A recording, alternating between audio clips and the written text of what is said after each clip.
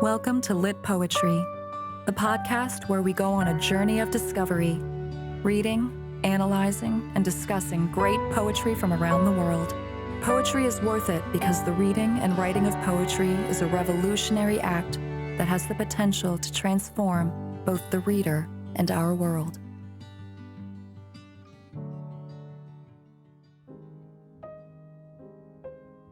Welcome to another episode of the Litpoetry podcast. Today we're going to discuss what is perhaps the best known war poem of all time, In Flanders Field by John McCrae. So let's take a listen to the poem, read to you by the wonderful Mattie Overall. After the poem, we'll return to the podcast to discuss the historical context and some of the leading themes in the poem.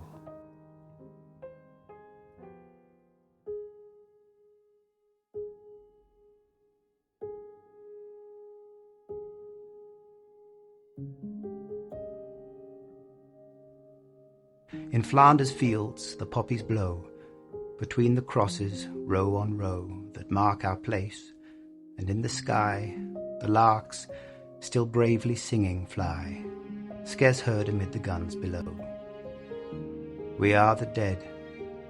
Short days ago we lived, felt dawn, saw sunset glow, loved and were loved, and now we lie in Flanders fields. Take up our quarrel with the foe. To you from falling hands we throw the torch. Be yours to hold it high. If ye break faith with us who die, we shall not sleep, though poppies grow in Flanders fields.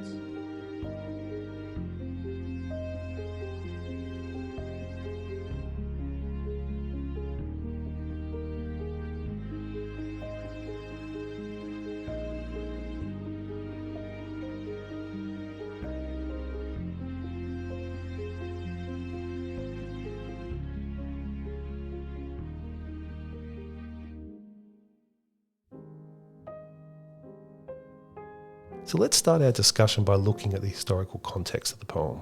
While McCrae authored other poems and medical texts, In Flanders Field stands as his sole well-known literary work. Although the poem aligns with the romantic patriotic sentiments of early World War I poetry, it also subtly hints at the concerns and perhaps anti-war sentiments that emerged in the later war literature. The shift in popular opinion during the later years of the war, viewing it as a wasteful abomination rather than a glorious endeavour, influenced literary works.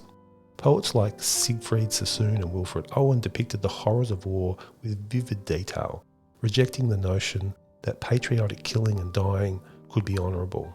Novels like Ernest Hemingway's A Farewell to Arms similarly reflected the war's dark realities. The poem itself exists at the crossroads of these two phases in World War I's literary landscape, adhering to the romantic conventions of the early war, while introducing themes of loss and destruction prevalent in its later phase.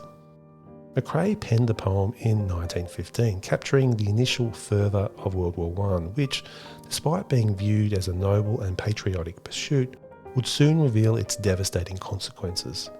Although McCrae was relatively unknown as a poet, and passed away shortly after the poem's publication, it became one of the most renowned literary works of World War I. Widely embraced by soldiers and civilians, it served as propaganda in the United States, Great Britain, Australia, and Canada to bolster commitment to the war effort, particularly in McCrae's home country of Canada. Despite its popularity, the poem faced criticism for seemingly glorifying fighting over peace in its third stanza. The enduring significance of the poem lies in its association with the poppy as a symbol of remembrance. Inspired by McCrae's verses, American professor Moyna Michael began wearing a red silk poppy after the war, promoting it as a way to honour the fallen. This movement gained international traction, and the poppy became a widely recognised symbol of remembrance for soldiers who lost their lives. Still commonly worn on Remembrance Day in various countries, including Great Britain, Australia, South Africa and Canada. The poppy remains a poignant emblem of wartime sacrifice.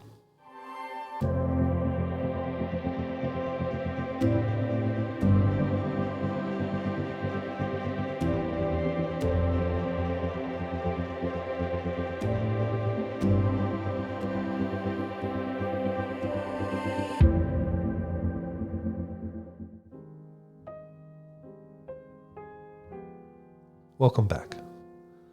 So let's pivot here towards a discussion of themes, particularly those themes that rotate around ideas of life, death and nature. In the poem, the speakers portray the location of a recent World War I battle, highlighting both its natural beauty and devastation caused by the loss of life.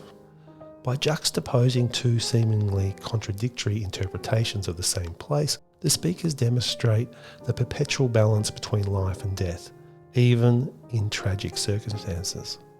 Additionally, the speakers propose that the unchanging cycles of the natural world mirror this equilibrium and offer a means for humans to reconcile with tragedy and death.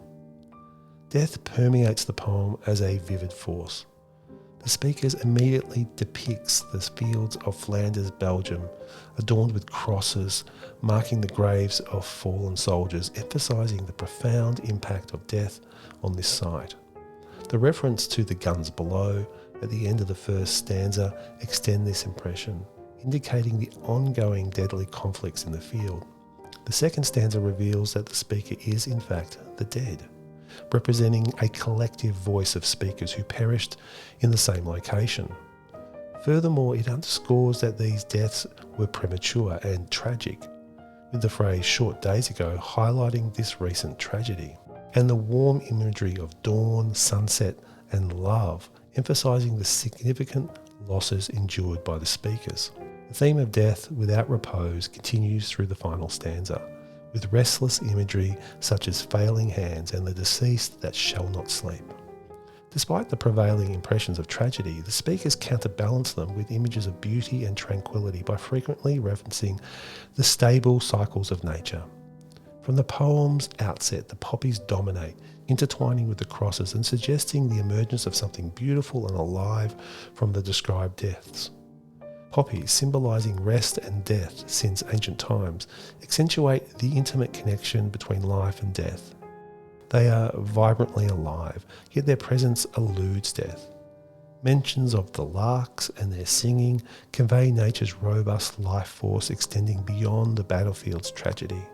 The larks, positioned in the sky where their song is scarce heard amid the guns below, underscore that nature persists despite human atrocity.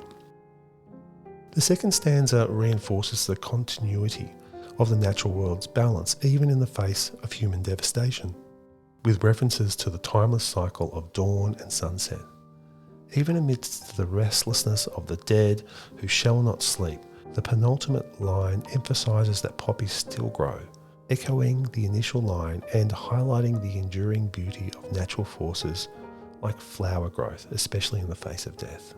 While the speakers acknowledge the potency of death, given their status as the dead, they ultimately convey that death is just one essential element in a broader system inherently characterised by balance. Although death may lack peace, it is natural, and the speaker suggests that by observing the perpetual cycles of the natural world, readers can come to recognise and appreciate the profound beauty and ongoing life that persists alongside tragic death.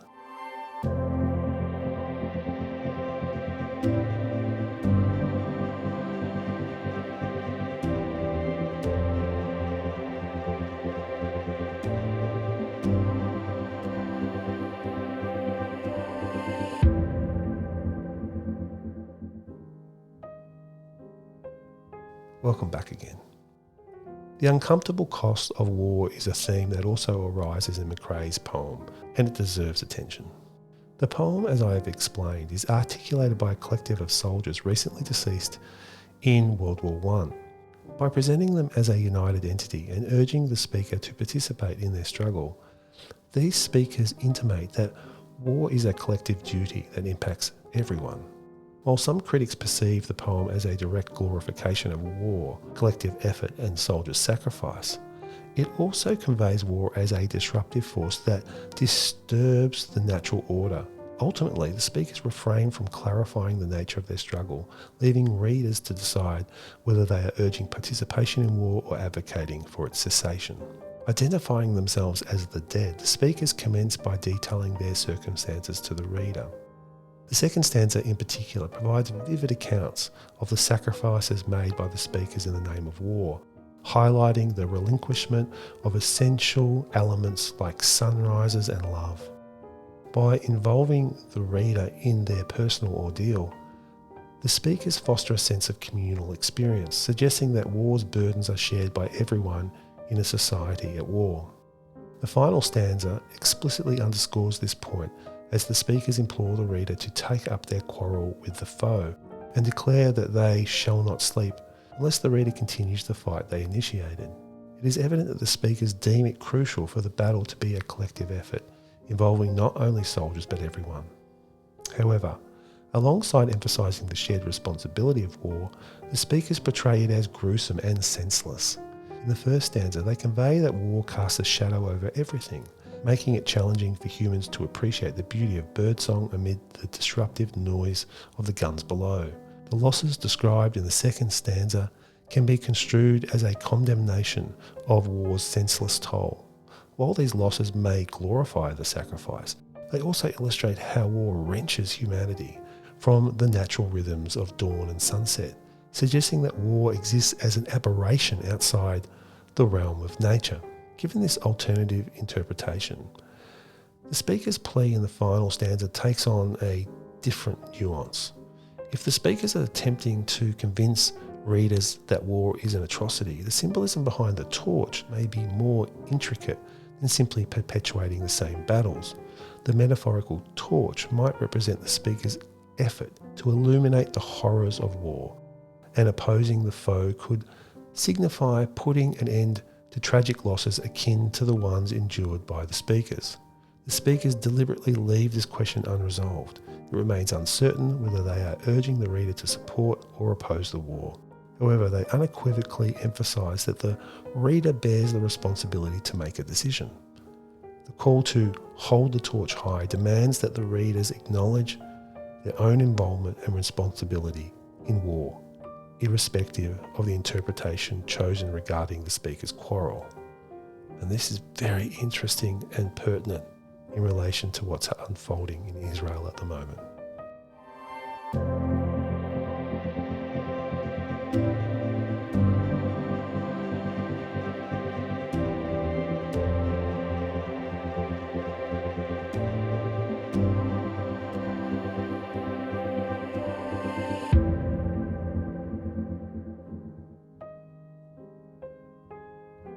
So that's it for another episode.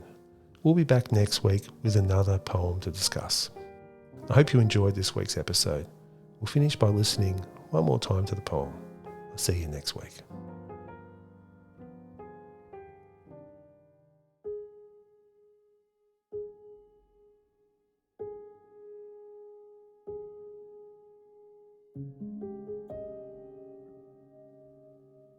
In Flanders fields the poppies blow, between the crosses, row on row, that mark our place, and in the sky the larks, still bravely singing, fly, scarce heard amid the guns below. We are the dead. Short days ago we lived, felt dawn, saw sunset glow, loved and were loved, and now we lie in Flanders fields. Take up our quarrel with the foe. To you from falling hands we throw the torch. Be yours to hold it high. If ye break faith with us who die, we shall not sleep, though poppies grow in Flanders fields.